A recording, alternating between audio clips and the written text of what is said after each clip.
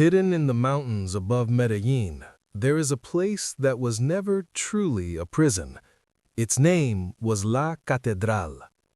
Behind these crumbling walls once stood a fantasy, not built for punishment, but for supremacy. A fortress where Colombia's most feared man rewrote the meaning of incarceration. Imagine serving time surrounded by waterfalls, a private disco, a bar stocked with whiskey, and guards who didn't watch you, they partied with you. Pablo Escobar wasn't imprisoned, he was enthroned. And this was his kingdom.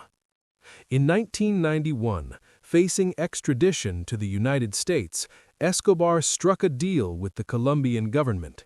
He would surrender on one condition. He would build his own prison, guard it with his own men, and live completely untouched. The government was desperate for peace, so they agreed. And that is how La Catedral was born, a $5 million monument to hypocrisy. Perched 2,700 meters above sea level, the prison offered sweeping views of Medellín. Ironically, the very city Escobar had once terrorized. Inside, there was a gym, a jacuzzi, a bulletproof office, private quarters lined with imported marble. Real prisoners sat in overcrowded hellholes. Escobar sat in luxury. His guards, all loyal cartel soldiers wearing state-issued uniforms. His visitors, family, mistresses, cartel commanders, even famous soccer stars. To the outside world, this was supposed to be justice. Inside, it was a carnival of corruption. Phone lines were patched through the jungle, orders never stopped flowing. Hits, drug shipments, bribes. La Catedral became an operations center disguised as a prison. The man behind bars was still the man in power. But power breeds paranoia. Soon, the Colombian government began suspecting the obvious. Escobar was still running the Medellín cartel from his mountain palace. Spies were planted, and inside, the king noticed. 2 of Escobar's trusted lieutenants were accused of stealing from him. What followed was pure nightmare. Torture, then murder. All of it happened inside the prison walls. The message was clear. His rule did not end at the gates. When word of the killings leaked out, Colombia's fragile deal began to collapse. The government had handed Escobar a fortress. Now they couldn't take it back, not without bloodshed. In June 1992, Bogotá ordered Escobar's transfer to a real prison. But moving a man like him was never going to be simple. La Catedral had been built as both palace and trap, armed to defend against anyone, even the state itself.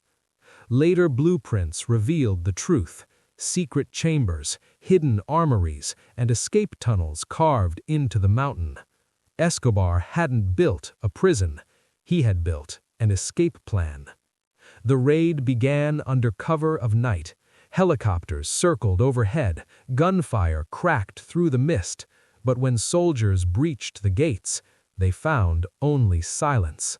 Escobar was gone. The world's richest fugitive had vanished. He escaped into the surrounding forest using tunnels dug months earlier. Some claim Colombian officers let him go, loyalty bought with gold. The government denied it, but every whisper added to the legend. La Catedral's fall was a national humiliation. The government had built a gilded stage for their most wanted man, and he had used it for the greatest disappearance act in modern criminal history. What followed was chaos. Cartel wars reignited, hundreds died. The DEA, Colombian police, and rival cartels turned the hunt into a national blood feud. Every street mattered, every informant mattered. The city became a chessboard. Even as violence consumed Colombia, Escobar's contradictions haunted the nation.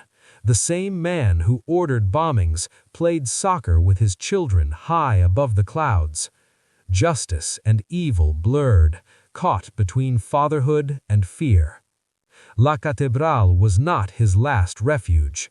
For 16 months, Escobar hid across Medellin's neighborhoods, protected by locals who still called him El Patrón. But his empire was thinning, like fog on the mountain. Allies were killed or betrayed him. Isolation closed in. Money could no longer buy safety. Even his own cartel began to fracture. December 1993, Medellín. Surrounded by police, Escobar made his final stand on a rooftop. 2 shots rang out.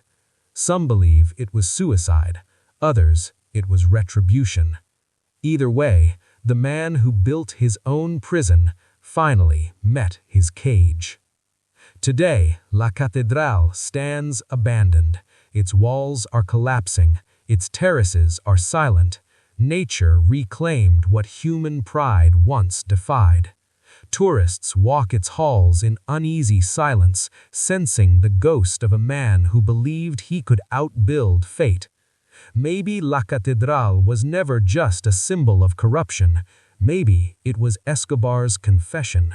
The belief that power could rewrite morality, that money could outlast consequence.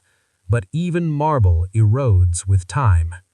Listen closely, and you might still hear it. Laughter, music, echoes of false freedom swallowed by the mountain. In the end, the prison didn't fail him, it only reflected him. Escobar's story remains both a warning and a fascination, a ruler of shadows who turned punishment into privilege. The world studies his empire not for admiration, but for the illusion of control it represented. Because power, no matter how absolute, always finds its ceiling. And sometimes it builds it itself.